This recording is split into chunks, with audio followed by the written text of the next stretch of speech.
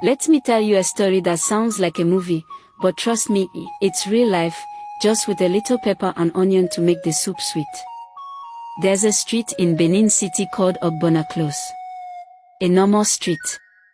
Potholes like mini swimming pools. Transformer always spoiled.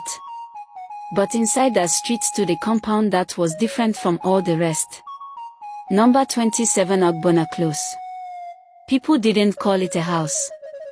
They called it the kingdom of Chief Edwin Omoreji, aka Oga Landlord.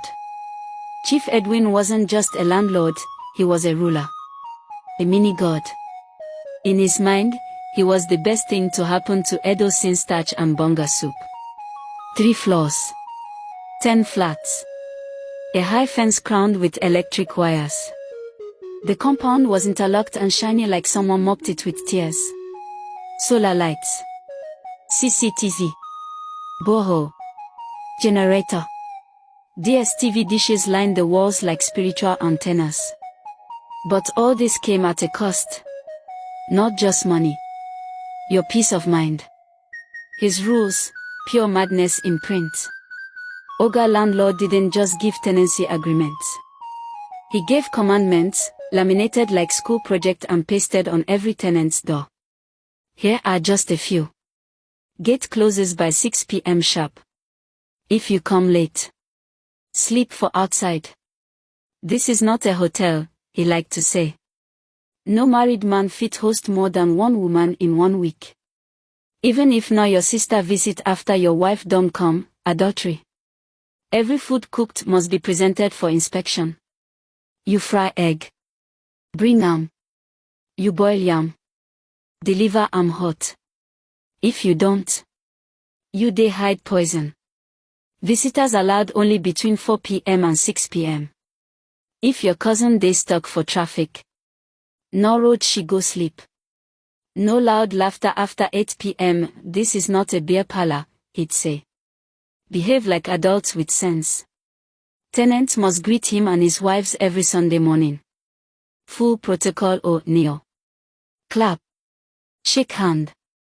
If one of his wives frown, start over. All children must call him Baba of the land. Even if them never see their real papa. If you use iPhone Pro Max, prepare to defend your destiny. How can your phone be costlier than my first wife's bride price? No tenant is allowed to drive a car newer or bigger than his own. You get 2021 Corolla.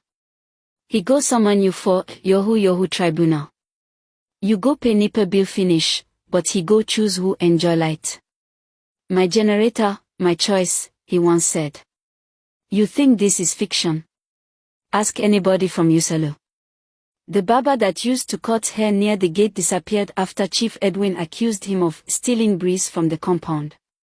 You might ask, why didn't they pack out? Because that compound was sweet on the outside. The beauty was deceptive. It looked like comfort. Clean water, clean compound, security. It made people ignore the madness. Even educated people with sense were living like slaves there.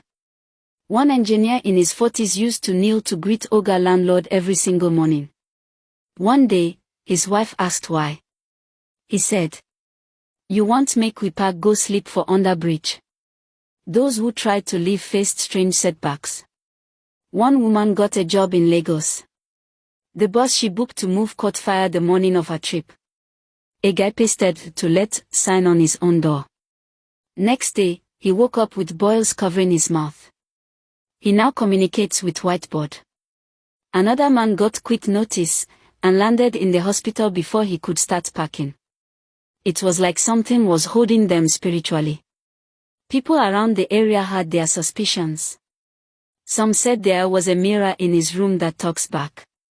Others swore there was a pot buried under the compound, trapping the destinies of those who paid rent.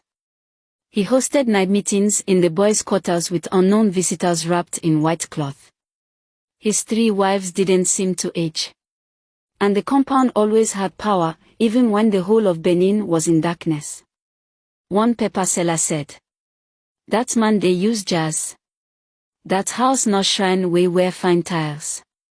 But no one could prove anything. So everyone stayed quiet and obeyed. The fear in that place wasn't normal. You could see a tenant's mother kneeling by the gate, begging to visit her daughter, while Oga landlord sat outside drinking cold gouda. He would say, "I didn't collect rent from her mother. I collected from her. She should have read the rules." They said he had police contacts, politicians on speed dial, and spiritual backup. One wife was allegedly from Ovia North, the one with eyes. The second was said to bathe with salt water during Harmattan. The third, no one had ever heard her speak.